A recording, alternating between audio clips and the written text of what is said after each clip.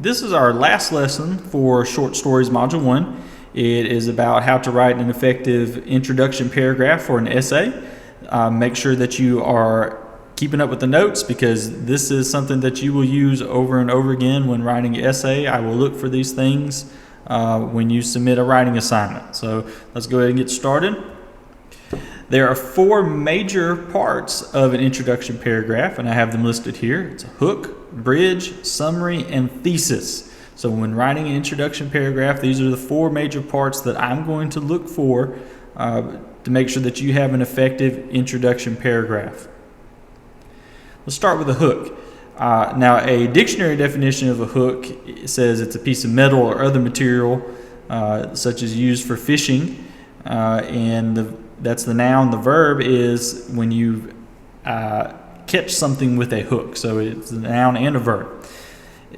The same idea can be used in writing, because a hook in writing is when you are trying to get somebody's attention. You're trying to hook the reader into wanting to read the rest of your essay. So it's an attention grabber. You want to say something that's going to make people more interested in what you are writing about.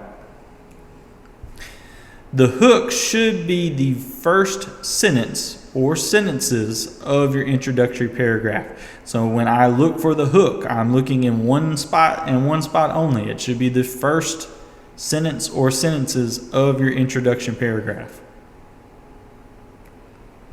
So I have an example here of what an introduction paragraph should look like. And you can see the hook is at the top. It is the very first sentence. It grabs the reader's attention. It's the smallest actions which often create the largest change. That is the hook sentence. So let's use our imagination real quick. We're going to pretend that we're writing a literary analysis on a short story. And we decided that the writer's theme for the story is that failure is a more valuable experience than success. So there are three main ways that we're going to discuss how to hook your reader. Now, there are other ways that you could do this, but these are the three most effective for a English 1 level writer. The first one is to use a famous quote. The second is to use a shocking statement. And the third is to use a metaphor. So let's take a second to look at each one of these ideas for how to write a hook introduction paragraph, for your introduction paragraph. So let's talk about a famous quote. And here's an example. "Failure is the tuition you pay for success," the famed author Walter Brunel once wrote. "Indeed, the reader finds the truthfulness of this statement illustrated in XYZ short story ABC." So, where's our famous quote? Right here at the beginning. We attribute the famous quote to who said it, and then we connect it in our next hook sentence to why are we saying this?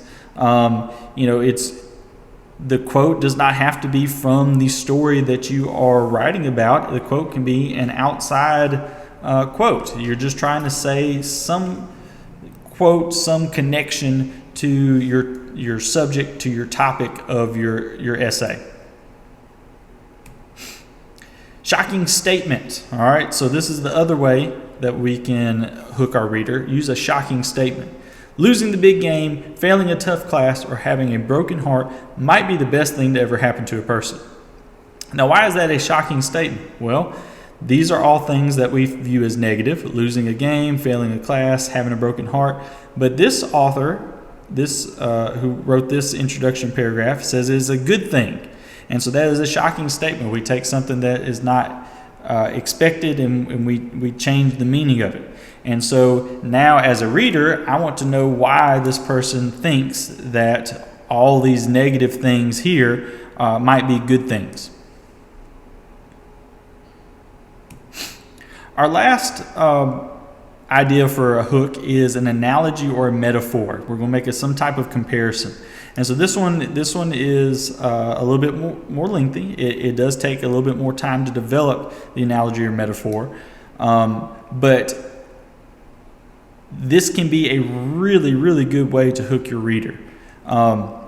I'm not going to read this whole thing, but here it's talking about how a forest fire is an analogy for how failure often breeds success, because forest fires, they destroy everything, and then from the forest fire new life comes back, and so oftentimes that life can be even better than what was there originally.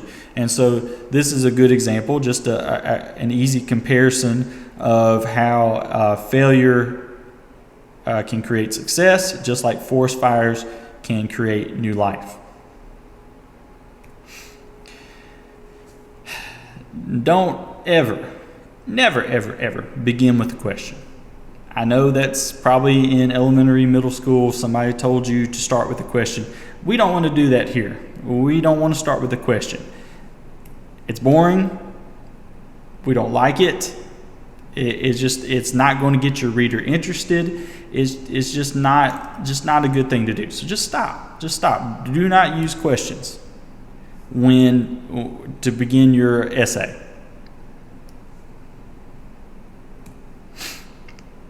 All right, so that is a hook. That's a very important part of the introduction paragraph. It's the first thing that the reader is going to read. But now we have to be able to connect that hook to the rest of our essay.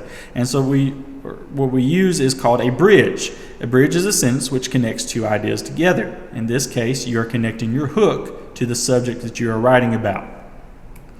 So here's our bridge here on our example paragraph. This was our hook right here. Here's our bridge.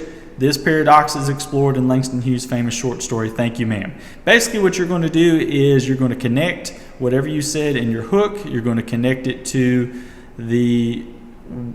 your main subject, whatever piece of literature you are writing about. Talk about, maybe mention the author, mention a character from the story, and it's just going to be very brief. The bridge does not have to be very long. It's one short sentence that just connects your hook to the rest of your introduction paragraph.